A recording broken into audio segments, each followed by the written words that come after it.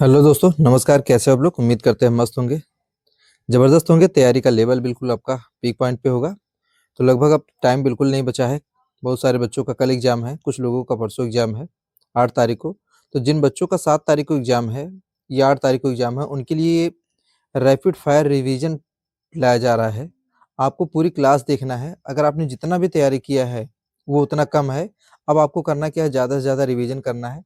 इस रिवीजन की क्लास में आप सभी का स्वागत है। एक बार फटाफट आ जाइए, लाइक कर दीजिए, चैनल को सब्सक्राइब कर दीजिए, दोस्तों के साथ शेयर कर दीजिए रिवीजन स्टार्ट होने से पहले। अगर सबके साथ शेयर कर देंगे तो यही होता है ना, कि सबका साथ सबका विकास, सभी का भला हो जाएगा। तो चलिए हम क्लास को स्टार्ट करते हैं, टाइम नहीं लेंगे ज़्यादा। लगभग टाइम भी हो चुका है। आपको कल एक बार क्लास ज़रूर देख के जाना है। आपके लिए डिस्क्लेमर यही है कि एक बार क्लास आपको देख के ज़रूर जाना है, तो आपको बहुत बेहतरीन फ़ायदा होगा। तो इस रैपिड फायर के सेशन में एक बार हम फिर आपका स्वागत करते हैं, आप सभी का स्वागत करते हैं। चलिए एक बार जुड़ते हैं और हम क्लास को स्टार्ट करते हैं। तो देखते हैं पहला क्वेश्चन। पहला क्वेश्चन क्या है? कोहलबर्ग ने नैतिक विकास सिद्धांत में सामाजिक अनुबंध किस स्तर से संबंधित है? कोहलबर्ग के नैतिक विकास सिद्धांत में सामाजिक अनुबंध किस स्तर से संबंधित है? पूर्व परंपरागत, परंपरागत, उत्तर परंपरागत और नैतिक यथार्थवाद। अगर पहले का राइट आंसर देखेंगे, ऑप्शन नंबर क्या हो जाएगा? सी। क्या हो जाएगा? Option number C is the correct answer. चलिए दूसरा क्वेश्चन। ये देखिए, वाइगोत्स्की गलत टाइप हो गया है। वाइगोत्स्की है के अनुसार अधिगम का सर्वोत्तम क्षेत्र क्या है? अधिगम का सर्वोत्तम क्षेत्र कौन सा है? तो वास्तविक विकास स्तर, संभावित विकास स्तर, निकटस्थ क्या है विकास क्षेत्र है, संज्ञानात्मक संघर्ष है। तो दूसरे का राइट आंसर क्या हो जाएगा? Option number C is the correct. हम थोड़ा सा क्लास में टाइम कम लेंगे, जल्दी जल्दी पढ़ेंगे, क्योंकि आपको रिवीजन करना है, क्वेश्चन की प्रैक्टिस करना है। जितना भी आज क्वेश्चन की प्रैक्टिस कर ले, जितना भी रिवीजन कर ले, उतना ही कम है, क्योंकि एग्जाम कल आपको देना है। तो आपके लिए सावधानी यही है कि बस एक बार क्लास देख के जरूर जाइएगा, आपको बेहतरीन फायदा मिलेगा। तो तीसरा क्वेश्चन क्या है? बालक की बुद्धि को बहुआयामी मानने वाला सिद्धांत किसका है? ठीक है ना, बुद्धि का बहुआयामी सिद्धांत किसका है? पियाजे का है, गार्डनर का है, स्पीयरमैन का है या थॉर्नडाइक का है? तो तीसरे का राइट आंसर क्या हो जाएगा? ऑप्शन नंबर बी, गार्डनर का है। ठीक। चलिए, समावेशी शिक्षा का मुख्य उद्देश्य, यानी जो समावेशी शिक्षा है उसका मुख्य उद्देश्य क्या है? समान पाठ्यक्रम, समान मूल्यांकन, समान अवसर और समान परिणाम। तो इसका जो राइट आंसर हो जाएगा, क्वेश्चन नंबर 4 का राइट आंसर हो जाएगा ऑप्शन नंबर सी। तो क्लास आपकी बेहतरीन चल रही है,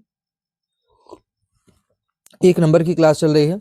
तो आपसे उम्मीद करते हैं कि क्लास आपको पसंद आएगी। अगर आप चैनल पे आ चुके हैं, अभी तक सब्सक्राइब नहीं किए हैं, चैनल को सब्सक्राइब कर लीजिए, दोस्तों के साथ शेयर करिए। एक टारगेट लेके चलिए, सबका साथ सबका विकास, कोई भी छूटने ना पाए। ठीक है। इसके फोल्डिंग शब्द किससे संबंधित है? ब्रूनर, पियाजे, वाइगोत्स्की और बंडूरा। ठीक है ना। तो क्वेश्चन नंबर 5 का जो राइट आंसर हो जाएगा ऑप्शन नंबर सी, किससे संबंधित है? वाइगोत्स्की से। अभी लास्ट में 2 क्वेश्चन आपके लिए होमवर्क होगा। होमवर्क जो होगा उसकी संभावना बहुत ज़्यादा है, हो सकता है आपको एग्जाम में भी कंफर्म मिल जाए। तो इसलिए क्लास को मिस नहीं करना है, चैनल को स्किप नहीं करना है, छोड़ के नहीं जाना, पूरी वीडियो देखना है। तो आपको एक बेहतरीन अनुभव आज होने वाला है। तो बेहतरीन अनुभव से पहले मैं आपको बता दूं, अगर क्लास को आपने लाइक नहीं किया तो एक बार लाइक कर दीजिए फटाफट, क्योंकि लाइक करने के ना तो पैसे लगते हैं, ना ही कोई आपसे फीस ली जाती है। बस आपके लाइक से मोटिवेशन मिलता है, जिससे हम और भी वीडियो आपके लिए बना सके। तो निम्न में से कौन अधिगम की सामाजिक रचना को दर्शाता है? खोज विधि, प्रत्यक्ष विधि, सहयोगात्मक अधिगम और अभ्यास विधि। ठीक है। तो 6 का जो राइट आंसर है ऑप्शन नंबर क्या है? सी, सहयोगात्मक अधिगम। अगला, बालक के नैतिक विकास में अनुकरण की भूमिका पर बल किसने दिया? आपको इसमें बताना है, आंसर लगा लीजिए। जो बालक का नैतिक विकास है, उसमें अनुकरण की भूमिका पूछा जा रहा है कि किसने उस पर बल दिया है, उस पर जोर दिया है। तो ये क्या है? पियाजे, बंडूरा, फ्रायड और एरिक्सन। तो 7 का जो राइट आंसर है option number B, Albert Bandura ने। अगला 8वां क्वेश्चन। ये पूरा फुल टेस्ट है, 150 क्वेश्चन का टेस्ट है, 2 ढाई घंटे का टाइम है। बट हम आपसे 2.5 घंटे नहीं लेंगे, लगभग 1.5 घंटे में ही क्लास आपकी समाप्त कर देंगे। ठीक है। क्योंकि आपको यहाँ ओमार फिल नहीं करना है, केवल टिक करके प्लस माइनस करके चिन्ह लगाते हुए चलिए कि आपका कितना सही है, कितना आपका गलत है। ठीक है। तो अधिगम में प्रेरणा का सर्वाधिक प्रभाव किस प्रकार की प्रेरणा में होता है? अधिगम में प्रेरणा का सर्वाधिक प्रभाव किस प्रकार की प्रेरणा में होता है? ठीक है ना? ये बाह्य एक्सटर्नल, आंतरिक इंटरनल, नकारात्मक और सामाजिक। दैट मीन्स क्या हो गया? निगेटिव हो गया और सामाजिक हो गया, सोशल हो गया। तो 8वें का जो राइट आंसर क्या हो जाएगा? Option number B is the correct. तो एक बार फटाफट लाइक कर दीजिए। चलिए अगला क्वेश्चन क्या है? क्वेश्चन नंबर 9 है, विद्यालय से भय प्रायः है किस कारण उत्पन्न होता है? बच्चों के अंदर विद्यालय से डर होता है। विद्यालय का नाम आप जैसे लेंगे बच्चे रोना पीटना स्टार्ट कर देते हैं कि हमको विद्यालय नहीं जाना है। तो वहाँ पे क्या होता है? संज्ञानात्मक बोझ, दंडात्मक वातावरण, पाठ्यक्रम और सहपाठी। इसमें देखा जाए ना तो आपका पाठ्यक्रम है, ना ही सहपाठी है, ना ही संज्ञानात्मक बोझ है। इसमें देखा जाए दंडात्मक वातावरण। अगर किसी स्कूल में बहुत ज़्यादा बच्चों को मारा पीटा जाता है तो वहाँ का इन्वायरमेंट ऐसा हो जाता है कि बच्चे पढ़ने के लिए तैयार नहीं होते हैं। इसलिए इसका राइट आंसर क्या हो जाएगा? Option number B is the correct. ये क्या है? एडीएचडी वाला बालक मुख्यतः किस समस्या से ग्रसित होता है? एडीएचडी की पूरी क्लास आपको देखनी है। अब टाइम तो नहीं है फिलहाल, अगर आप देखना चाहें चैनल पे इसकी पूरी वीडियो अवेलेबल है, आप देख सकते हैं विजिट करके। चलिए, एडीएचडी वाला बालक मुख्यतः किस समस्या से ग्रसित होता है? स्मृति, ध्यान, भाषा और श्रवण से। ठीक है ना? तो एडीएचडी जो बालक होते हैं वो कौन से समस्या से ग्रसित होते हैं? ध्यान से। वो कंसंट्रेट नहीं हो पाते हैं, अपने ध्यान को एक जगह स्थायी नहीं कर पाते हैं। ठीक, अब आ जाइए अगले क्वेश्चन पे हम देखते हैं अगला हमारा क्वेश्चन कौन सा है। क्वेश्चन नंबर 11, संज्ञानात्मक विकास का वह चरण जिसमें बालक संरक्षण समझने लगता है, क्या है? संज्ञानात्मक विकास का वह चरण जिसमें बालक संरक्षण समझने लगता है। इसका आप राइट आंसर दीजिए, क्या है? उसके बाद मैं आपको बता रहा हूँ। क्लास 1 नंबर की चल रही है, बेहतरीन चल रही है, सीटेड लेवल पे चल रही है, बिल्कुल लास्ट में चल रही है। अब टाइम नहीं है, बार बार आपको देखना है, जितना भी टाइम बचा है क्लास आप देख सकते हैं। कुछ भी नहीं करना है, आप खाना बना रहे हैं, बातचीत कर रहे हैं, आप लीड लगाइए, ब्लूटूथ लगाइए, आराम से क्लास को देखते रहिए, आपका तैयार भी होता रहेगा, आपका काम भी होता रहेगा। तो 11 का जो राइट आंसर क्या हो जाएगा? ऑप्शन नंबर सी, मूल संक्रियात्मक अवस्था। तो चलिए एक बार क्वेश्चन को देख लेते हैं। क्वेश्चन क्या है? संज्ञानात्मक विकास का वह चरण जिसमें बालक संरक्षण समझने लगता है, वो क्या होता है? मूल संक्रियात्मक अवस्था। ठीक है, तो ये जो संक्रियात्मक अवस्था है ये सब किसने दिया है? जीन पियाजे का सिद्धांत है, उसकी क्लास अवेलेबल है चैनल पे, आप विजिट करके देख सकते हैं। तो केंद्रित सोच क्या है? सेंट्रेशन किस अवस्था की विशेषता है? जो केंद्रित सोच होती है वह किस अवस्था की विशेषता है?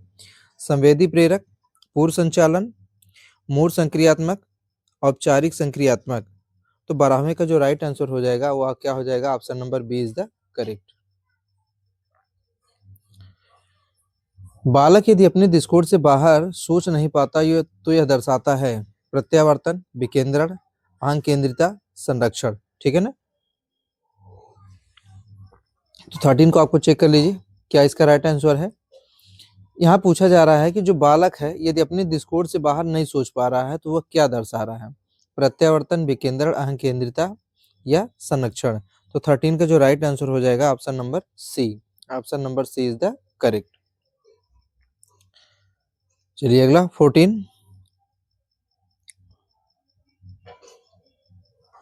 भावनात्मक विकास में पहचान क्या है? भावनात्मक विकास में पहचान बनाम भ्रम, पहचान बनाम भ्रम का संघर्ष किस अवस्था में होता है?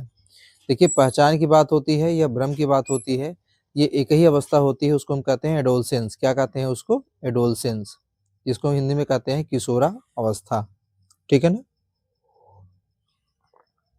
जब बच्चे किशोरावस्था में पहुंचते हैं, एडोलसेंस में एंटर करते हैं, तो उनके अंदर पहचान बनाने की बहुत बड़ी उत्सुकता रहती है। वो हर चीज में अपने आप को दिखाना चाहते हैं कि मेरी कुछ वैल्यू है, लोग मुझको जानते हैं, लोग मुझको पहचानते हैं। तो 15 का, आत्मसम्मान का विकास मुख्यतः किससे प्रभावित होता है? आपको बताना है कि जो आत्मसम्मान है उसका जो विकास है वो मुख्यतः किससे प्रभावित होता है? आनुवंशिकता, विद्यालय का वातावरण, सामाजिक स्वीकृति, शारीरिक विकास। अब यहाँ पे देखा जाए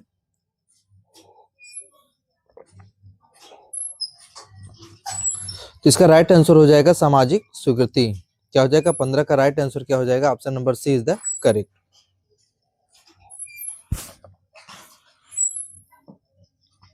चलिए देखते हैं अगला क्लास क्वेश्चन 16 क्या है? 16वां क्वेश्चन क्या है? अधिगम को व्यवहार में अस्थायी परिवर्तन मानने वाला सिद्धांत है। यानी अधिगम को व्यवहार में क्या मान रहा है? अस्थायी परिवर्तन। कौन सा सिद्धांत ऐसा है जो अधिगम को व्यवहार में अस्थायी परिवर्तन मानता है? संज्ञानात्मक, रचनावादी, व्यवहारवादी और मानवतावादी। तो 16 का राइट आंसर हो जाएगा ऑप्शन नंबर क्या हो जाएगा? सी। क्या है? व्यवहारवादी।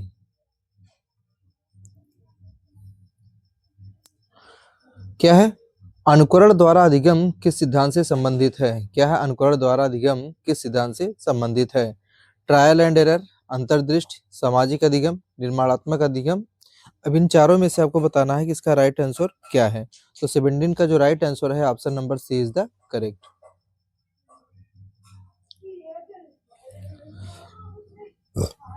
अधिगम में प्रबलन, रीइंफोर्समेंट, प्रबलन कहिए या उसको पुनर्बलन कहिए, का प्रयोग किस सिद्धांत में प्रमुख है? किस सिद्धांत में प्रमुख है? गेस्टाल्ट, व्यवहारवाद, रचनावाद और मानवतावाद। तो 18 का जो राइट आंसर हो जाएगा ऑप्शन नंबर क्या हो जाएगा? बी, व्यवहारवाद में ऐसा होता है।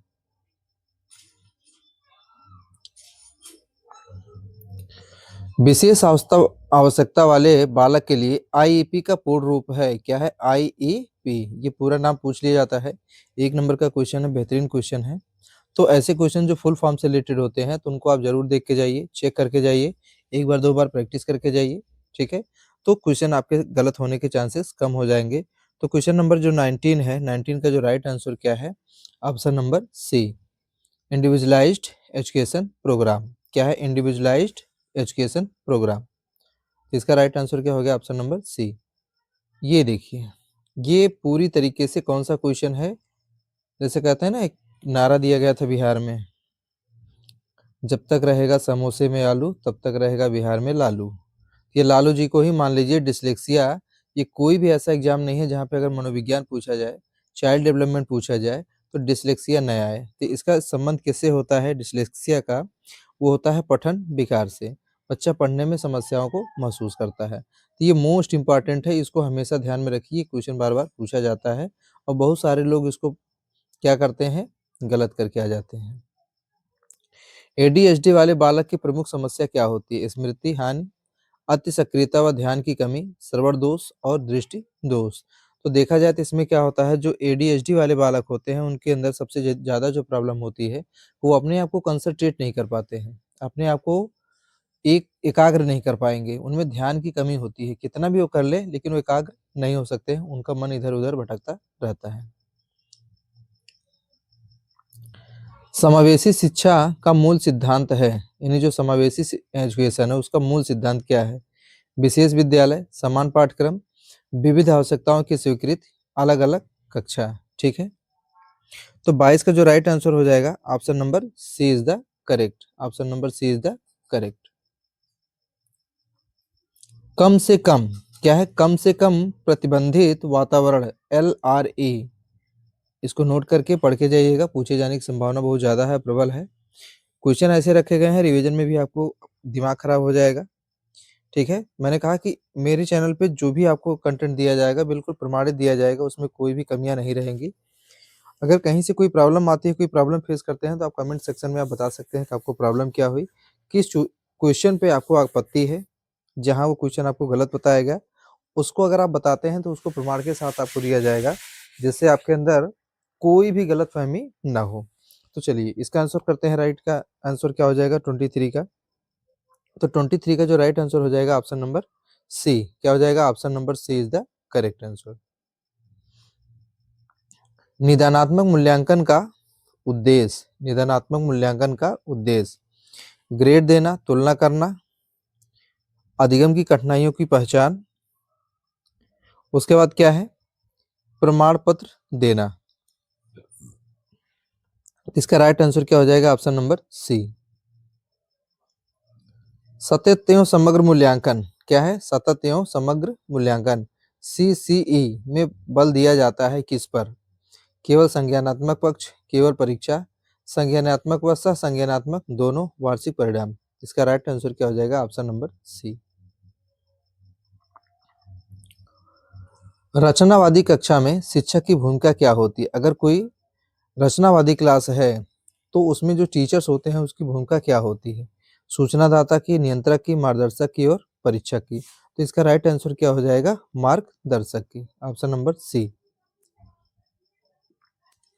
यदि बालक नए अनुभव को पुराने ज्ञान में जोड़ता है तो इसे कहा जाता है, अगर कोई भी बालक है वो नए अनुभव को किस में जोड़ रहा है? पुराने ज्ञान में जोड़ रहा है, तो इसको क्या कहा जाता है? समायोजन, संतुलन, आत्मसातकरण और विसंतुलन। तो इससे भी रिलेटेड क्वेश्चन है जो मनोविज्ञान में कुछ थ्योरीज है, प्रिंसिपल है, तो मैंने उसको एक वीडियो में पढ़ाया है, अच्छे से पढ़ाया है, एग्जाम्पल के साथ पढ़ाया है, कंसेप्चुअल क्लियरिटी मैंने दिया है, तो अगर आप चाहें वहाँ से देख सकते हैं। तो फिलहाल हम 27 का आंसर करते हैं, तो जो 27 का राइट आंसर क्या है? आत्मसातकरण, option number C is the correct. जिन बच्चों का कल एग्जाम है उनके लिए ढेर सारी शुभकामनाएं हैं, उनका एग्जाम अच्छे से क्लियर हो जाए, किसी भी समस्याओं का सामना न करना पड़े, यही हमारी शुभकामनाएं हैं, यही हमारी सोच है। तो हम चाहते हैं कि जितने भी बच्चे एग्जाम देने जा रहे हैं वह 120 प्लस स्कोर करें। कितना करें? 120 प्लस स्कोर करें। तो चलिए, तो उस 120 प्लस स्कोर करने के लिए आपको इसका आंसर देना होगा क्या? जेडपीडी निकटस्थ विकास क्षेत्र की अवधारणा किससे संबंधित है? पियाजे से, स्किनर से, वाइगोत्स्की से और ब्रूनर से। तो जेडपीडी का जो सिद्धांत होता है 28 का जो राइट आंसर हो जाएगा ऑप्शन नंबर सी, वाइगोत्स्की। क्या आता है? वाइगोत्स्की। तो ये गलत छप गया है, तो इसमें कोई दिक्कत नहीं है, मैं आपको बता रहा हूँ, समझा रहा हूँ, कोई दिक्कत नहीं है। चलिए अगला क्वेश्चन। बालक में सामाजिक व्यवहार के विकास में सर्वाधिक प्रभाव डालता है। बालक में सामाजिक व्यवहार के विकास में सर्वाधिक प्रभाव किसका होता है?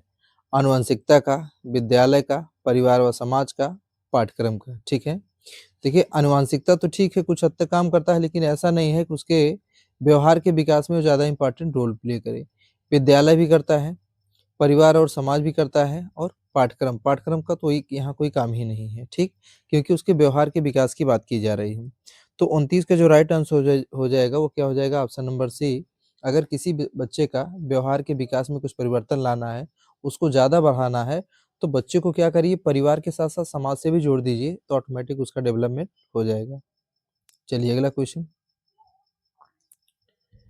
निम्न में से कौन समावेशी कक्षा की विशेषता नहीं है? निम्न में से कौन समावेशी कक्षा की विशेषता नहीं है? विविधता का सम्मान, सहयोगात्मक अधिगम, लचीला पाठ्यक्रम, एक सा मूल्यांकन सभी के लिए। ठीक है ना, ये पूछा है नहीं है। देखिए ऐसे जब भी क्वेश्चन आए तो फट से उसको आप सर्कल करिए, क्योंकि आपका माइंड जाए कि इसमें नहीं पूछा है गया है, ये निगेटिव क्वेश्चन है, नकारात्मक है। तो 30 का जो राइट आंसर हो जाएगा वह क्या हो जाएगा? Option number D is the correct, एक सा मूल्यांकन सभी के लिए। तो समावेशी कक्षा में अगर सेम ट्रीटमेंट सभी बच्चों को आप दे रहे हैं तो क्या हो जाएगा? गलत हो जाएगा, उसकी विशेषता नहीं है। अब आ जाइए 31 पे। तो फटाफट 31 पे हम स्टार्ट करते हैं, ठीक है। तो भाषा में अधिगम सार्थक क्या है? भाषा में अधिगम सार्थक संदर्भ पर सर्वाधिक बल किसने दिया है? एक बार आप फटाफट थम्स अप कर दीजिए, लाइक कर दीजिए, दोस्तों के साथ शेयर कर दीजिए, जिससे और भी लोग जुड़ सके, ठीक है। क्योंकि हम चाहते हैं सबका साथ सबका विकास हो, सभी बच्चों का सीटेट क्लियर हो, सभी भावी शिक्षक बन पाए। तो इन्हीं उम्मीदों के साथ मैं आपके साथ जुड़ा हूँ, आप वीडियो के अंत तक बने रहिएगा। क्लास आपकी अच्छी चल रही है, 1 नंबर की क्लास चल रही है। तो इसका आई थिंक मुझे लग रहा है आप आंसर कर पाए होंगे। तो इसका जो राइट आंसर हो जाएगा, एक बार फिर आप क्वेश्चन को पढ़िए। भाषा अधिगम में सार्थक संदर्भ पर सर्वाधिक बल किसने दिया? यहाँ पे देखिए यही मेन है, क्या है? सार्थक संदर्भ पर किसने अधिक बल दिया है, ठीक है, यही आपको बताना है।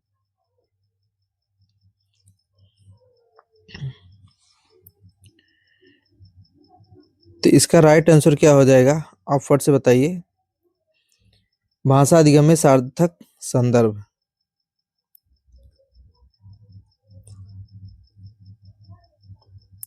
एक मिनट, अच्छा ठीक। ये बहुत ही चैलेंजिंग क्वेश्चन है, इसलिए मैं इस पे थोड़ा सा टाइम ले रहा हूँ। टाइम लेने का मेन रीजन क्या है, बहुत ही चैलेंजिंग क्वेश्चन है कि सार्थक संदर्भ क्या है, सार्थक संदर्भ। तो यहाँ आपको थोड़ा सा रुकना है। आई थिंक मुझे लग रहा है कि ये आपके लिए, मुझे अगर दिया जाए कि आपके लिए क्या है, चैलेंजिंग क्वेश्चन है, इसका आंसर क्या करना है आपको कमेंट बॉक्स में बताना है, इसका राइट आंसर क्या होगा।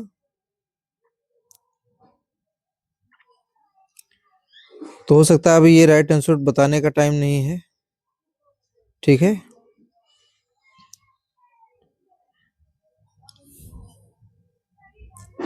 फटाफट आंसर कर लीजिए, टाइम दे रहा हूँ आपको 1 मिनट का।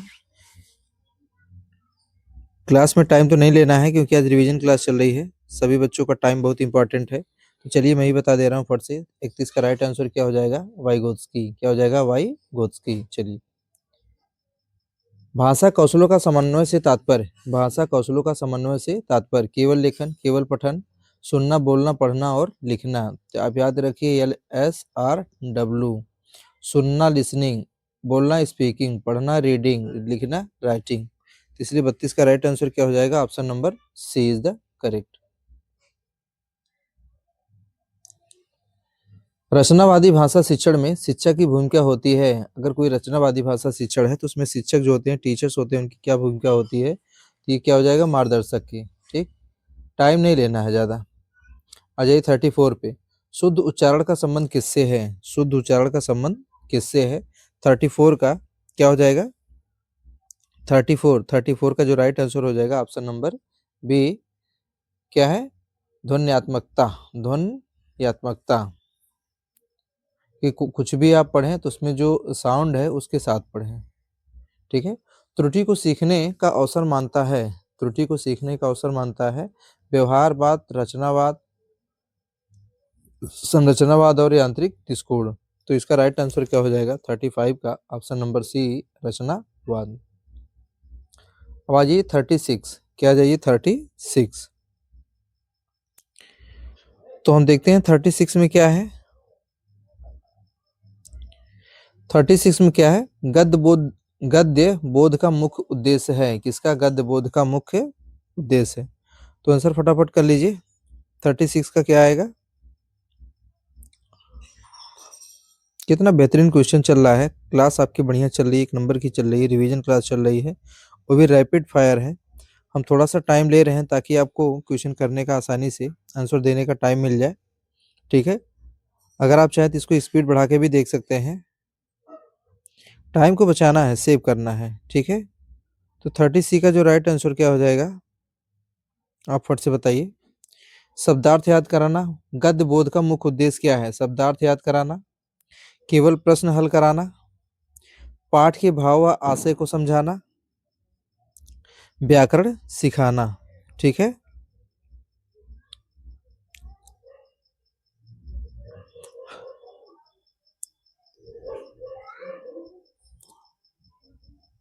तो 36 का जो राइट आंसर है option number C is the correct. पाठ के भाव व आशय को समझाना, ये होता है गद्य बोध का मुख्य उद्देश्य। चलिए, किसी गद्यांश का केंद्रीय भाव ज्ञात करने की क्षमता दर्शाती है। किसी, क्या है, गद्यांश का केंद्रीय भाव ज्ञात करने की क्षमता दर्शाती है।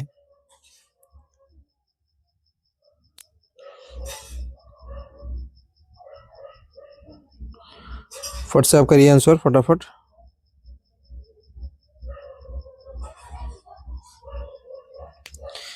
किसी गद्यांश का केंद्रीय भाव ज्ञात करने की क्षमता दर्शाती है। यांत्रिक पठन, आलोचनात्मक पठन, सरसरी पठन और शब्दार्थ पठन। तो इसलिए इसका राइट आंसर क्या हो जाएगा, 37 का। 37 का जो राइट आंसर हो जाएगा ऑप्शन नंबर बी, आलोचनात्मक पठन। आलोचनात्मक पठन।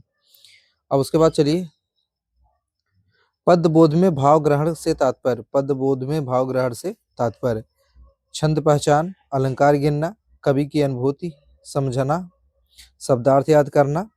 तो 38 का जो राइट आंसर हो जाएगा ऑप्शन नंबर सी। ठीक है, 2 मिनट टाइम लिए हैं, अब थोड़ा जल्दी जल्दी करके टाइम आपको एडजस्ट कर देंगे। कविता शिक्षण में प्रतीकों की व्याख्या विकसित करती है। कविता शिक्षण में किसकी व्याख्या, प्रतीकों की व्याख्या विकसित करती है। स्मृति, कल्पना शक्ति, यांत्रिक सोच और अनुशासन। तो 39 का जो राइट आंसर हो जाएगा option number B is the correct. भाषा शिक्षण में सुनना कौशल का प्राथमिक उद्देश्य है। भाषा शिक्षण में सुनना कौशल का प्राथमिक उद्देश्य है। लिखने की तैयारी, उच्चारण सुधार, अर्थ ग्रहण और व्याकरण ज्ञान। तो 40 का जो राइट आंसर हो जाएगा ऑप्शन नंबर सी अर्थ ग्रहण। बोलना कौशल के विकास में शिक्षक को चाहिए। जब स्पीकिंग चल रहा है, स्पीकिंग स्किल पे काम हो रहा है, उसको डेवलप किया जा रहा है, तो अगर एक टीचर है, टीचर को क्या करना चाहिए? छात्रों को टोकना चाहिए, केवल सही उत्तर पर बल, भयमुक्त वातावरण और केवल पाठ्य पुस्तक। तो 41 का जो राइट आंसर क्या है? भयमुक्त वातावरण। देखिए, जब बच्चे डर में रहते हैं तो कोई भी क्वेश्चन सीख नहीं पाते हैं, उनको हमेशा प्रॉब्लम ही प्रॉब्लम होती है। इसलिए उनको जितना डर मुक्त भयमुक्त वातावरण प्रोवाइड करेंगे उतना ही बच्चे सीखेंगे। अगला क्वेश्चन देखते हैं। पठन कौशल का विकास सर्वाधिक किससे होता है? जोर से पढ़ना, मौन पठन, बार बार रटना, लिखित अभ्यास। तो पठन कौशल की विकास तभी हो सकता है जब क्या करते हैं आप? जोर शोर से पढ़ते हैं। तो 42 का जो राइट आंसर हो जाएगा क्या है? पठन कौशल का विकास सर्वाधिक होता है मौन पठन से। किससे होता है? मौन पठन से। तो option number B is the correct. लेखन कौशल में सृजनात्मकता का अर्थ है। लेखन कौशल में सृजनात्मकता का अर्थ है शुद्ध वर्तनी, सुंदर लेख, मौलिक अभिव्यक्ति और तेज गति। तो 43 का जो राइट आंसर क्या है? Option number C. क्या है? ऑप्शन नंबर सी। 44 भाषा शिक्षण में त्रुटि को माना जाता है असफलता, अनुशासनहीनता, सीखने का स्वाभाविक चरण और आलस्य। तो 44 का जो राइट आंसर हो जाएगा ऑप्शन नंबर क्या हो जाएगा? सी, सीखने का स्वाभाविक चरण। त्रुटि विशेष का मुख्य उद्देश्य। त्रुटि विशेष का मुख्य उद्देश्य दंड देना, तुलना करना, अधिगम की कठिनाइयां पहचानना। तो राइट आंसर क्या हो गया? Option number C. निम्न में से कौन भाषा त्रुटि का सही उदाहरण है? निम्न में से कौन भाषा त्रुटि का, किसका पूछा जा रहा है? भाषा त्रुटि का। भाषा त्रुटि का सही उदाहरण सुंदर लेखन, मैंने खाना खाया था, मैंने खाना खाया, सही उच्चारण, भावपूर्ण वाचन। तो 46 का जो राइट आंसर हो जाएगा ऑप्शन नंबर बी, मैंने खाना खाया था। तो क्या हो जाएगा? मैंने खाना खाया। चलिए, बहुभाषिक कक्षा में क्या है? बहुभाषिक कक्षा में शिक्षक की सही भूमिका। बहुभाषिक का मतलब क्या है? मल्टी या बाइलिंगुअल क्लास। तो केवल मानक भाषा पर जोर, मातृभाषा को नकारना, भाषाओं को संसाधन की तरह उपयोग करना, छात्रों को चुप कराना। तो ये तो छात्रों को चुप कराना कोई बहुभाषिक कक्षा की कोई विशेषता नहीं होती है या टीचर की कोई भूमिका भी नहीं होती है। अगर 47 का हम राइट आंसर देखेंगे तो क्या हो जाएगा? Option number C is the correct. बहुभाषिकता का प्रमुख लाभ भ्रम बढ़ना, संज्ञानात्मक विकास, भाषा भय, अधिगम में क्या है? बाधा। तो 48 का जो राइट आंसर हो जाएगा ऑप्शन नंबर बी हो जाएगा संज्ञानात्मक विकास।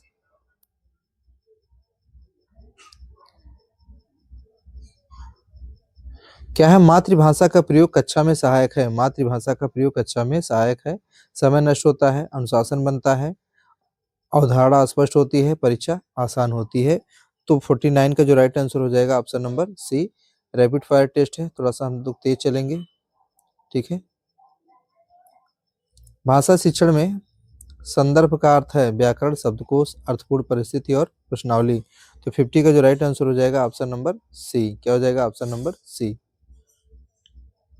सतत मूल्यांकन का उद्देश्य अंतिम निर्णय, रैंक निर्धारण, सीखने में सुधार और प्रतियोगिता। तो क्या हो जाएगा? सीखने में सुधार। भाषा में मौखिक मूल्यांकन से मापा जाता है। भाषा में मौखिक मूल्यांकन से मापा जाता है केवल लेखन, केवल व्याकरण, सुनना बोलना और केवल पठन। भाषा में मौखिक मूल्यांकन पूछा जा रहा है, इसलिए 52 का जो राइट आंसर हो जाएगा ऑप्शन नंबर क्या हो जाएगा? सी, सुनना और बोलना। गद्य पद बोध में खुले प्रश्नों का लाभ है। गद्य पद बोध में खुले प्रश्नों का लाभ है समय बढ़ाना, रटंत उत्तर, आलोचनात्मक सोच और भ्रम। तो 53 का जो राइट आंसर है वो क्या है? Option number C is the correct. भाषा शिक्षण में पाठ पूर्व गतिविधि का उद्देश्य। भाषा शिक्षण में पाठ पूर्व गतिविधि का उद्देश्य पाठ समाप्त करना, रुचि व पूर्ण ज्ञान सक्रिय करना, मूल्यांकन और अनुशासन। तो 54 का जो राइट आंसर है क्या हो जाएगा? Option number B is the correct. भाषा कक्षा में आईसीटी का सही उपयोग क्या है? केवल वीडियो दिखाना, मनोरंजन, बहुसंवेदी अधिगम, शिक्षक की सुविधा। तो 55 का जो राइट आंसर होगा वो क्या हो जाएगा? ऑप्शन नंबर सी हो जाएगा, बहुसंवेदी अधिगम। ठीक। गद्यांश में निहितार्थ समझने की क्षमता कहलाती है। गद्यांश में निहितार्थ समझने की क्षमता कहलाती है प्रत्यक्ष बोध, व्याकरण बोध, अनुमानात्मक बोध, शब्दार्थ बोध। ठीक है, इसमें राइट आंसर लगा लीजिए क्या है। इसका जो राइट आंसर है क्या हो जाएगा? 56 का सी। क्या है? सी। कविता शिक्षण में स्वर लय का महत्व है। कविता शिक्षण में स्वर व लय का क्या महत्व है? अंक बढ़ते हैं, स्मरण आसान होता है, भावाभिव्यक्ति स्पष्ट होती है, समय बचता है। तो राइट आंसर क्या हो जाएगा? Option number C is the correct. भाषा शिक्षण में सहकर्मी मूल्यांकन का लाभ। भाषा शिक्षण में क्या है? सहकर्मी मूल्यांकन का लाभ पूछा जा रहा है। तो इससे क्या होता है? 58 का सहयोग व आत्मचिंतन होता है। क्या होता है? सहयोग व आत्मचिंतन। सीधी बात, नो बकवास। फटाफट हम देखते हैं, निम्न में कौन भाषा शिक्षण का गलत उद्देश्य है? निम्न में से कौन भाषा शिक्षण का गलत उद्देश्य है? तो 59 का जो राइट आंसर है वो क्या है? ऑप्शन नंबर सी, केवल परीक्षा तैयारी। एक प्रभावी भाषा शिक्षक का गुण। एक प्रभावी भाषा शिक्षक का गुण: कठोर अनुशासन, त्रुटि दंड, संवेदनशीलता व धैर्य, केवल पाठ्य पुस्तक पर निर्भरता। तो एक प्रभावी शिक्षक भाषा शिक्षक का जो मेन गुण होता है वो क्या होता है? संवेदनशीलता व धैर्य। Option number C is the correct 60 का। अगला क्वेश्चन,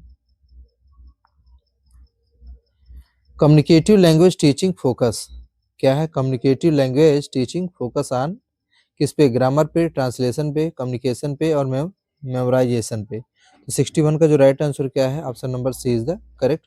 कम्युनिकेशन पे फोकस होता है किसका? कम्युनिकेटिव लैंग्वेज टीचिंग का। ये इंग्लिश की पेडागोजी चल रही है। Errors in language learning indicate. Errors in language learning indicate failure, laziness, क्या है? Learning process, poor teaching. तो 62 का क्या हो जाएगा? Right answer C. क्या हो जाएगा? Option number C, learning process. भाषा शिक्षण में कम्युनिकेटिव क्या है? कॉम्पिटेंस का आशय है। तो ये क्या हो जाएगा? ऑप्शन नंबर सी। टाइम ले लेना, फटाफट क्लास को कंप्लीट करते हैं। तो ये हो जाएगा option number C is the correct answer. भाषा शिक्षण में संप्रेषणात्मक विधि सीएलटी में शिक्षक की भूमिका होती है। किसकी होती है? सुगमकर्ता की होती है, फैसिलिटेटर की होती है। भाषा कक्षा में त्रुटियों को तुरंत सुधारना क्यों उचित नहीं माना जाता? अगर भाषा शिक्षण की बात है, भाषा क्लास चल रही है, तो उसमें जो त्रुटियां होती हैं उसको सुधारना, तुरंत सुधारना क्यों उचित नहीं माना जाता है? तो ये क्या है? अधिगम प्रक्रिया को बाधित करता है। अगर किसी भी गलती को आप तुरंत सुधारते हैं तो जो अधिगम की प्रक्रिया होती है, लर्निंग प्रोसेस होता है, वो क्या होता है? बाधित होता है। चलिए अगला क्वेश्चन, इंटर लैंग्वेज की अवधारणा दर्शाती है। इंटर लैंग्वेज की अवधारणा दर्शाती है क्या? गलत भाषा, मातृभाषा, सीखने वाले की अस्थायी भाषा प्रणाली। तो ऑप्शन क्या हो गया? Option number C is the correct. द्विभाषिकता। द्विभाषिकता बाईलिंगुअलिज्म का प्रमुख शैक्षिक लाभ क्या है? भ्रम की स्थिति, स्मृति हानि, संज्ञानात्मक लचीलापन और भाषा भय। तो इसका राइट आंसर क्या हो जाएगा? Option number C. भाषा शिक्षण में मातृभाषा का प्रयोग। भाषा शिक्षण में मातृभाषा का प्रयोग क्या होता है? एक संसाधन के रूप में उपयोगी। Option number C is the correct answer. Formative assessment. Formative assessment का सही उद्देश्य है क्या होता है? सीखने सीखने की प्रक्रिया में सुधार। भाषा में समेटिव असेसमेंट का प्रयोग होता है। भाषा में समेटिव असेसमेंट का प्रयोग होता है क्या होता है? अधिगम के अंत में। जो समेटिव असेसमेंट होता है वो कब होता है? अधिगम के अंत में होता है। चलिए अगला क्वेश्चन, भाषा कक्षा में खुले प्रश्नों का प्रयोग किसे बढ़ावा देता है? भाषा कक्षा में खुले प्रश्नों का प्रयोग किसे बढ़ावा देता है? रटंत उत्तर, व्याकरण शुद्धता, आलोचनात्मक, संरचनात्मक सोच। तो इसलिए राइट आंसर क्या हो जाएगा? Option number C. बहुभाषिक कक्षा में कोड स्विचिंग क्या है? कोड स्विचिंग क्या है? एक स्वाभाविक भाषिक प्रक्रिया है। एक क्या है? स्वाभाविक भाषिक प्रक्रिया है। भाषा शिक्षण में टास्क बेस्ड लर्निंग क्या है? TBL टास्क बेस्ड लर्निंग का केंद्र होता है। क्या होता है? अर्थपूर्ण कार्य। क्या हो जाएगा? Option number C. Listening skill के मूल्यांकन का उपयुक्त साधन निबंध, बहुविकल्पी प्रश्न। चलिए फट से आंसर लगाते हैं। Option number C is the correct. लगभग हम लोगों ने आधा सफर तय कर लिया है। 75 पे हम पहुंच गए हैं। बस 75 क्वेश्चन और है। लास्ट के 2 से 3 क्वेश्चन आपके लिए होमवर्क होगा, उसको आपको कमेंट करके बताना है इसका राइट आंसर क्या है, क्योंकि तैयारी लगभग आप कंप्लीट कर चुके हैं, अब उसमें कुछ बचा नहीं है। ठीक है, तो आपके लिए चैलेंज होगा, तो आपको इसका आंसर कमेंट बॉक्स में बताना है। तो 75 का जो राइट आंसर क्या है, पहले क्वेश्चन देखते हैं। भाषा शिक्षण में ऑथेंटिक मटेरियल से तात्पर्य वास्तविक जीवन से जुड़ी भाषा सामग्री।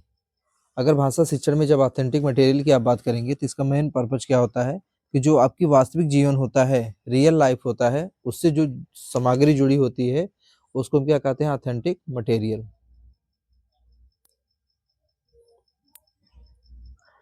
बहुभाषिक परिवेश में भाषा अधिगम अधिक प्रभावी होता है। बहुभाषिक परिवेश में भाषा अधिगम अधिक प्रभावी होता है क्योंकि अधिक भ्रम होता है, भाषा भय बढ़ता है, भाषा एक दूसरे को सहारा देती है, शिक्षा का कार्य बढ़ता है। 76 का क्या हो गया? Option number C is the correct. चलिए, भाषा शिक्षण में सहकर्मी मूल्यांकन क्या है? भाषा शिक्षण में सहकर्मी मूल्यांकन पीयर असेसमेंट से विकसित होता है। आत्मचिंतन और सहयोग। Option number B is the correct answer. भाषा कक्षा में आईसीटी का भाषा कक्षा में आईसीटी का सर्वोत्तम उपयोग है, तो यह हो जाएगा ऑप्शन नंबर सी, बहुसंवेदी व स्वायत्त अधिगम से रिलेटेड है। कुछ क्वेश्चन ऐसे हैं जो देखते भर में आपको आंसर कर लेना है। अब यहाँ पे देखिए, बहुत 1 नंबर का क्वेश्चन है, ये सीटेड एग्जाम में मल्टीपल टाइम पूछा गया है, इसलिए यहाँ पे रखा गया है। एरर और मिस्टेक में मुख्य अंतर क्या है? एरर और मिस्टेक में मुख्य अंतर क्या है? तो इसका राइट आंसर क्या है? ऑप्शन नंबर सी। एरर जो होता है वो प्रणालीगत होता है, मिस्टेक जो होता है वह अस्थायी होता है, इसको हमेशा जान लीजिए। एक प्रभावी भाषा मूल्यांकन की विशेषता नहीं है। एक प्रभावी भाषा मूल्यांकन की विशेषता नहीं है। क्या नहीं है? तो इसका राइट आंसर क्या हो जाएगा? 80 का option number C is the correct. केवल अंक केंद्रित होना। गणित शिक्षण में संकल्पना निर्माण गणित शिक्षण में संकल्पना निर्माण का सर्वोत्तम साधन है। क्या है? संकल्पना निर्माण का सर्वोत्तम साधन क्या है? क्रियात्मक अनुभव। क्या है? क्रियात्मक अनुभव। सी इज द राइट आंसर। गणितीय भय का मुख्य कारण क्या है? गणितीय भय का मुख्य कारण, तो इसका राइट आंसर क्या हो जाएगा? ऑप्शन नंबर बी, शिक्षण विधि। जब शिक्षण विधि आपकी अच्छी नहीं होती है तो बच्चों के अंदर गणित का डर हो जाता है, गणित का भय हो जाता है, वो पूरी लाइफ कभी भी गणित को सीख नहीं पाते हैं। ठीक है, इसलिए शिक्षण विधि जो होती है बहुत मायने रखती है। तो यहाँ पे क्या है? समस्या समाधान में पाल्या के अनुसार पहला चरण है। किसके अनुसार? पाल्या के अनुसार पहला चरण। तो 83 का जो राइट आंसर हो जाएगा ऑप्शन नंबर बी, समस्या समझना। कोई भी मैटर होता है, सबसे पहले हम समस्याओं को समझने का प्रयास करते हैं, उसके बाद उसके सॉल्यूशन के बारे में सोचते हैं। तो पहला हमारा चरण होता है समस्या को समझना या उसको पहचानना। तो 84 का जो राइट आंसर आपको बताना है, तो पहले क्वेश्चन आप देखेंगे फिर उसके बाद ही बताएंगे। तो संख्या बोध नंबर सेंस का मुख्य उद्देश्य संख्या बोध नंबर सेंस का मुख्य उद्देश्य गतिविधि की गति बढ़ाना, सूत्र याद कराना, संख्याओं के अर्थ व संबंध समझाना और परीक्षा तैयारी। तो 84 का जो राइट आंसर है क्या है? Option number C is the correct.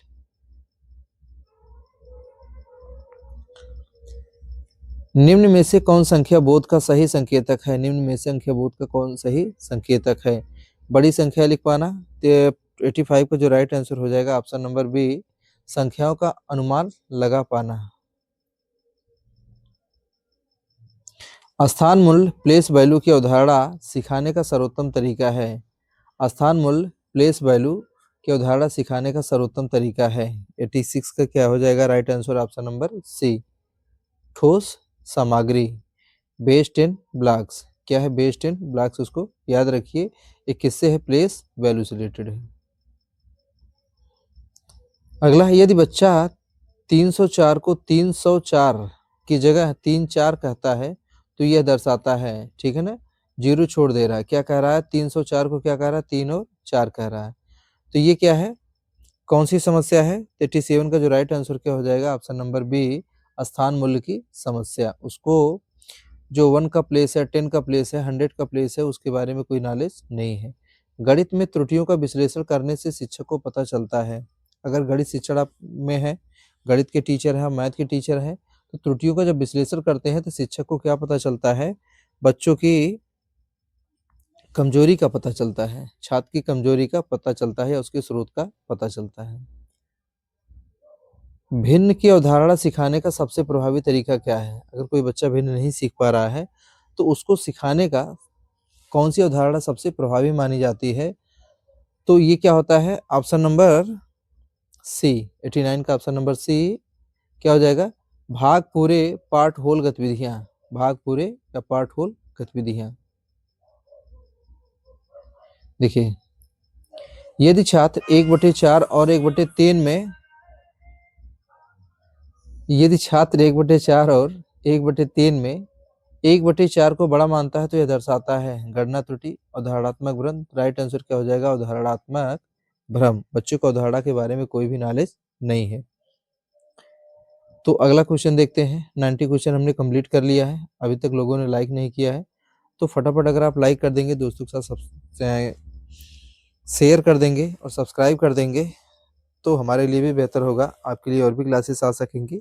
तो अभी सीटेट का चल रहा है, सीटेट के बाद यूपी टेट होगा, यूपी टेट के बाद सुपर टेट होगा, तभी बहुत सारी परीक्षाएं हैं। एकदम डेडिकेटेड होकर हम आपके साथ बने रहेंगे जब तक एग्जाम आपका क्लियर नहीं होता है। तो यहाँ हम देखते हैं 91 का राइट आंसर। तो पहले क्वेश्चन को देखा जाए तो बीजगणित अलजेब्रा को प्राथमिक स्तर पर क्यों कठिन माना जाता है, ठीक है ना, जो अलजेब्रा होती है उसको प्राइमरी लेवल पे कठिन क्यों माना जाता है, ठीक है ना। तो इसका जो राइट आंसर क्या हो जाएगा, ऑप्शन नंबर बी, यह अमूर्त है। क्या है, यह अमूर्त है। बीजगणित की शुरुआत किससे करनी चाहिए, बीजगणित की शुरुआत किससे करनी चाहिए, तो 92 का जो राइट आंसर हो जाएगा ऑप्शन नंबर सी, पैटर्न और सामान्यीकरण से, ठीक है ना। अगर अलजेब्रा की शुरुआत कर रहे हैं तो उसका पैटर्न फॉलो करिए, उसको आप नॉर्मलाइजेशन की प्रोसेस फॉलो करिए, उससे बिल्कुल आसान हो जाएगा, ठीक। ये देखिए, मैथ का शिक्षण चल रहा है तो क्वेश्चन भी बेहतरीन रखे गए हैं। ये है इंटू प्लस 5, क्या है, +5 = 9 को समझाने का सबसे उपयुक्त तरीका क्या है, तो नियम बताना, संतुलन तराजू, बैलेंस मॉडल, याद कराना और लिखित अभ्यास। 93 का जो राइट आंसर हो जाएगा ऑप्शन नंबर बी, संतुलन तराजू। चलिए,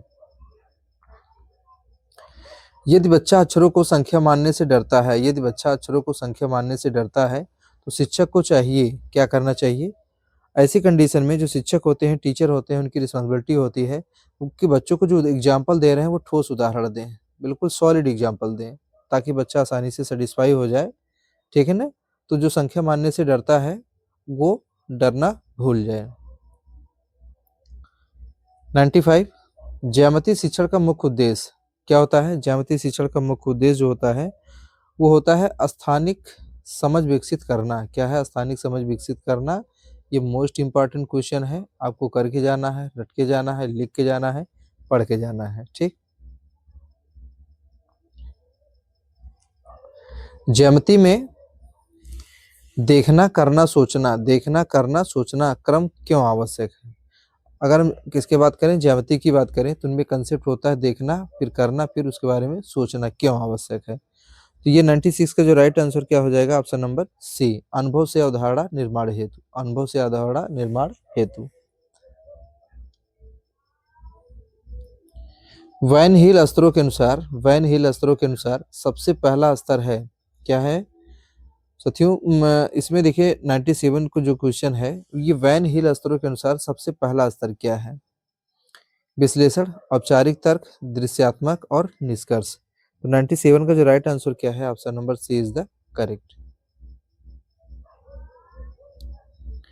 यदि छात्र वर्ग और आयत में अंतर केवल आकार से करता है तो वह किस स्तर पर है? 98 लगाना आपके लिए ऑप्शन नंबर ए दृश्यात्मक, केवल उसको देख के करता है। जो बड़ा दिखाई देगा बड़ा है, जो छोटा दिखाई देगा छोटा है। ठीक है। ज्यामिति में मॉडल और मैनी क्या है, पोलिटिसिस का उपयोग क्यों किया जाता है? सजावट, अमूर्तता बढ़ाने, मूर्त अनुभव देने और समय भरने के लिए। तो 99 का जो राइट आंसर हो जाएगा क्या हो जाएगा? Option number C. अब ज्यादा क्वेश्चन नहीं बचे हैं। गणितीय समस्या समाधान में शिक्षक की भूमिका। अगर गणितीय समस्या समाधान की बात आ रही है तो उसमें शिक्षक की जो भूमिका होती है वो क्या होता है? 100 का ऑप्शन नंबर बी संकेत देना। क्या होता है? संकेत देना। बच्चे को आप इंडिकेट कर सकते हैं। पाल्या के अनुसार समस्या समाधान का अंतिम चरण, एक बार पहला चरण पूछा गया, अब आपसे पूछा जा रहा है अंतिम चरण। तो पाल्या के अनुसार जो समस्या समाधान का जो अंतिम चरण होता है वो क्या होता है? ऑप्शन नंबर डी पुनरावलोकन। क्या होता है? पुनरावलोकन। निदानात्मक मूल्यांकन डायग्नोस्टिक एवोल्यूशन का मुख्य उद्देश्य है ग्रेड देना, रैंक बनाना, सीखने की कठिनाइयों की पहचान। तो option number C is the correct. गणित में निदानात्मक परीक्षण कब सबसे उपयोगी होता है? गणित में निदानात्मक परीक्षण कब सबसे उपयोगी होता है? तो 103 का जो राइट आंसर हो जाएगा क्या हो जाएगा? ऑप्शन नंबर सी, सीखने के दौरान। यदि छात्र बार बार वही गलती दोहराता है तो शिक्षक को चाहिए अवधारणा पुनः स्पष्ट करिए। इसका मतलब क्या है कि बच्चा जो है कंसेप्ट को नहीं समझ पा रहा है, इसलिए वो ऐसी गलती बार बार कर रहा है, एक ही गलती को बार बार दोहरा रहा है। अगला, सतत मूल्यांकन का गणित में लाभ। सतत मूल्यांकन का गणित में क्या लाभ है? डर बढ़ाना, केवल अंक, समय पर सुधार और तुलना। सतत मूल्यांकन का मतलब होता है कि समय पर सुधार। कोई भी काम कर रहे हैं अगर उसको टाइमली इंप्रूव कर ले रहे हैं, सुधार कर ले रहे हैं तो उसका लाभ बढ़ जाएगा। तो 105 का क्या हो गया? Option number C. उसके बाद अगला क्वेश्चन, गणितीय भय का प्रमुख कारण। एक बार हम पढ़ चुके हैं, एक बार फिर रिवाइज कर लीजिए। तो उसमें क्या होता है?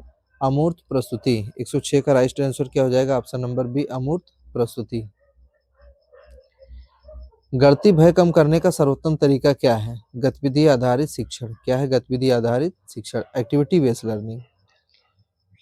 यदि छात्र उत्तर सही है पर तरीका गलत है तो शिक्षक को चाहिए क्या करना चाहिए?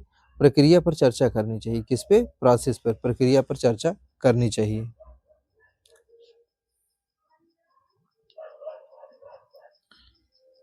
गणित में त्रुटि को माना जाता है। गणित में त्रुटि को माना जाता है, क्या माना जाता है?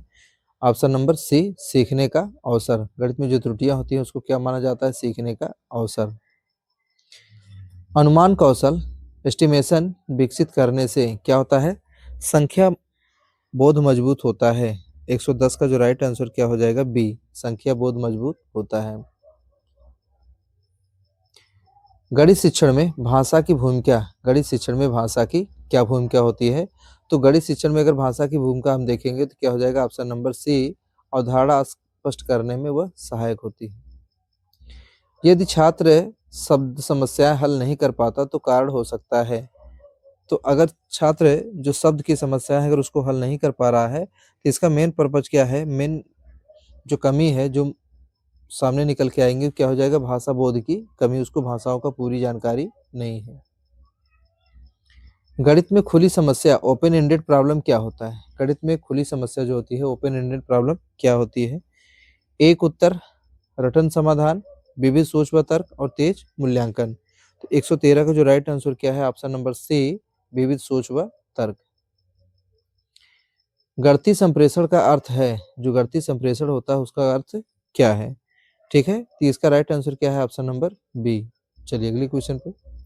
धीरे धीरे हमारी क्लास जैसी भी समाप्ति की तरफ बढ़ रही है वैसे वैसे आपको फील आ रहा होगा, आपको गुड फील आ रहा होगा, आपको कॉन्फिडेंस आ रहा होगा, आपको ये एहसास हो रहा होगा कि आज की जो क्लास है वो सबसे बेहतरीन क्लास है और मेरी तैयारी का लेवल भी बहुत बेहतरीन है और हम अब की बार सीटेट पार के नारे पर चल रहे हैं। ठीक, एक प्रभावी गणित शिक्षक की विशेषता, एक प्रभावी गणित शिक्षक की विशेषता, तो क्या होता है, धैर्य व अवधारणात्मक स्पष्टता। अगर कोई भी प्रभावी गणित शिक्षक है तो उसके अंदर धैर्य होना चाहिए और जो कंसेप्चुअल क्लियरिटी होनी चाहिए, अवधारणात्मक क्या होनी चाहिए, स्पष्टता होनी चाहिए। एबीएस शिक्षण का मुख्य उद्देश्य क्या होता है? ये होता है ऑप्शन नंबर बी, पर्यावरणीय संवेदनशीलता। ठीक है, अब आ जाइए 17 पे, 117 पे। एबीएस में परियोजना विधि का लाभ है। क्या है परियोजना विधि, प्रोजेक्ट मेथड का लाभ क्या है? तो 117 जो राइट आंसर क्या है, ऑप्शन नंबर बी, सक्रिय अधिगम। जितना एक्टिव आप लर्निंग करेंगे उतना ही आपको लाभ होगा। स्थानीय से वैश्विक सिद्धांत संबंधित है। स्थानीय से वैश्विक, इसका मतलब क्या है, लोकल टू ग्लोबल। क्या है, लोकल टू ग्लोबल। तो ये 118 का जो राइट आंसर हो जाएगा ऑप्शन नंबर सी, एबीएस में। एबीएस में इंक्वायरी बेस्ड लर्निंग, अभी इससे पहले क्वेश्चन आया था, आईबीएल, इंक्वायरी बेस्ड लर्निंग का मुख्य उद्देश्य पूछा जा रहा है, क्या होता है? तो इसका राइट आंसर क्या हो जाएगा, 119 का ऑप्शन नंबर सी, प्रश्न पूछने की प्रवृत्ति विकसित करना। आईबीएल का मतलब ही होता है इंक्वायरी बेस्ड लर्निंग का, कि बच्चों के अंदर प्रश्न पूछने की प्रवृत्ति को क्या करना है, आपको विकसित करना है। ईवीएस में अवलोकन कौशल का विकास सर्वाधिक किस विधि से होता है? तो अवलोकन कौशल का जो विकास होता है सबसे जो अधिक होता है वह किससे होता है? प्रयोगात्मक विधि से, प्रयोगात्मक कार्य से। ठीक है, ईवीएस शिक्षण में स्थानीय संसाधनों के उपयोग का प्रमुख लाभ क्या है? अगर ईवीएस शिक्षण में आप स्थानीय संसाधनों का यूज कर रहे हैं तो उसका लाभ क्या होगा? तो उसका जो लाभ होगा वो होगा अनुभवात्मक अधिगम। निम्न में से कौन ईवीएस का सही मूल्यांकन उपकरण है? निम्न में से कौन ईवीएस का सही मूल्यांकन उपकरण है? तो ये सतत एवं समग्र मूल्यांकन, 122 का राइट आंसर क्या है, सी। एवीएस में लर्निंग बाय डूइंग पर बल दिया जाता है। ईपीएस में क्या होता है कि लर्निंग बाय डूइंग, करके सीखने पर बल दिया जाता है। तो 123 का जो राइट आंसर क्या है, option number C is the correct.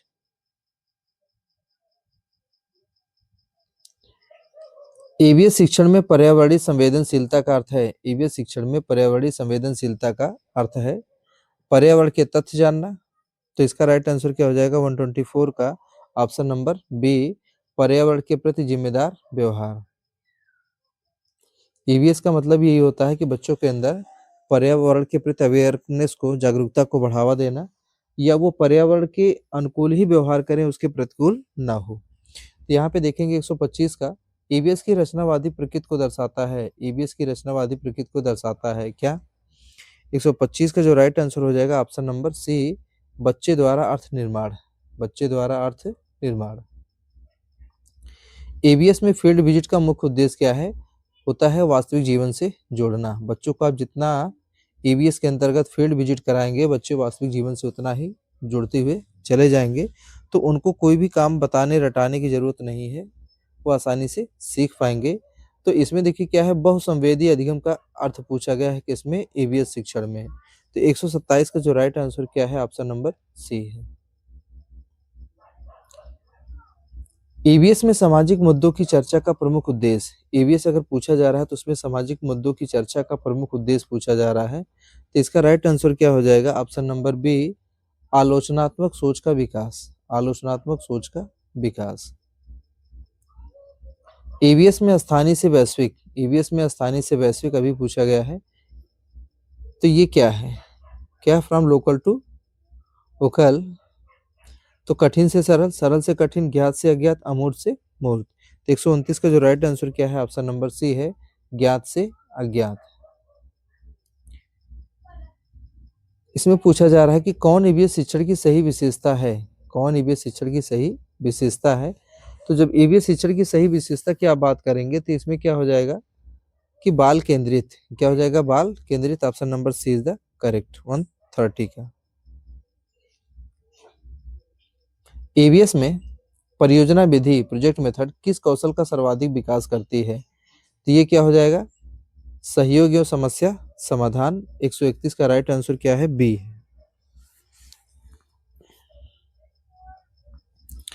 अगला क्वेश्चन, 132 का, ईवीएस में सतत मूल्यांकन का उद्देश्य, सतत मूल्यांकन का उद्देश्य अधिगम के प्रति जानना। ईवीएस में मानचित्र चार्ट मॉडल का उपयोग किया जाता है। ईवीएस में मानचित्र चार्ट मॉडल का उपयोग किया जाता है। क्या होता है ये 133 का?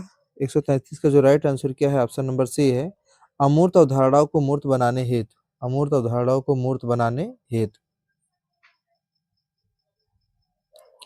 ईवीएस शिक्षण में समस्या आधारित अधिगम का मुख्य तत्व, ईवीएस शिक्षण में समस्या आधारित अधिगम का मुख्य तत्व क्या है? तो इसका राइट आंसर क्या हो जाएगा? 134 का राइट आंसर क्या हो जाएगा? Option number C is the correct. अब सी क्या है? करेक्ट है। ईवीएस में बच्चों की पूर्व धारणाओं को जानना क्यों आवश्यक है? ईवीएस में बच्चों की पूर्व धारणाओं को जानना क्यों आवश्यक है? तो नए ज्ञान व निर्माण करने हेतु। तो option number C is the correct. 136, निम्न में से कौन ईवीएस का अनुचित उद्देश्य है? उचित नहीं, अनुचित पूछा गया है। तो क्या है? तो ऑप्शन नंबर क्या हो जाएगा? सी, प्रतियोगी परीक्षा तैयारी, प्रतियोगी परीक्षा तैयारी ईवीएस का अनुचित उद्देश्य है, उचित उद्देश्य नहीं है। ईवीएस में कहानी कथन विधि का लाभ, तो ये होता है, आई थिंक मुझे लग रहा है भावनात्मक। 137 का देखिए भाषा विकास भी है ये भी है, इसलिए बी और सी दोनों हो जाएगा, ऑप्शन नंबर डी।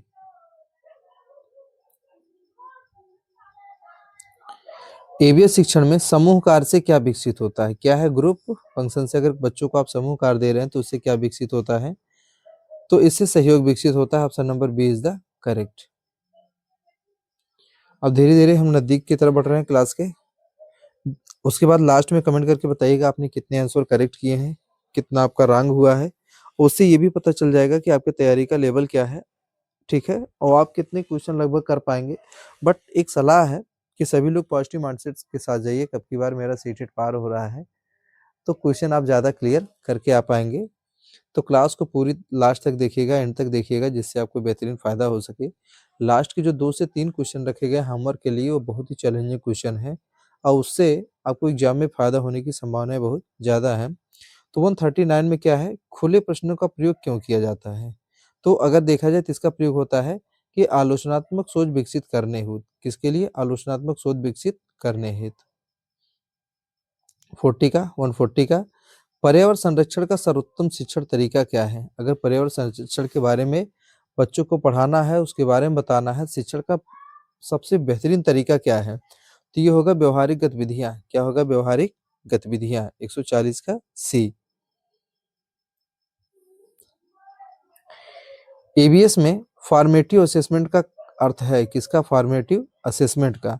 तो फॉर्मेटिव असेसमेंट का जो कार्य होता है वो होता है सीखते समय मूल्यांकन, सीखते समय मूल्यांकन।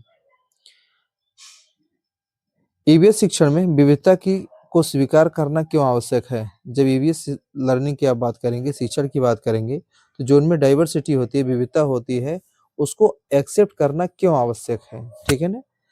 तो उस पाठ्यक्रम के लिए सामाजिक समावेशन हेतु, परीक्षा हेतु, समय प्रबंधन हेतु, इसका राइट आंसर क्या हो जाएगा? ऑप्शन नंबर बी, सामाजिक समावेशन हेतु। ईवीएस में बच्चों के प्रश्नों को महत्व देना दर्शाता है। ईवीएस में बच्चों के प्रश्नों को महत्व देना दर्शाता है।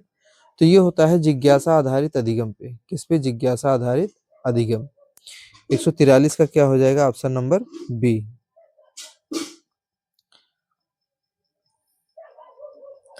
ईवीएस शिक्षण में आईसीटी का उपयोग किया जाता है। ईवीएस जो लर्निंग होती है उसमें आईसीटी का जो यूज होता है वह क्यों किया जाता है? ठीक है, केवल आकर्षण हेतु, बहुस्रोत अधिगम हेतु, शिक्षक की सुविधा हेतु, पाठ्यक्रम बदलने हेतु।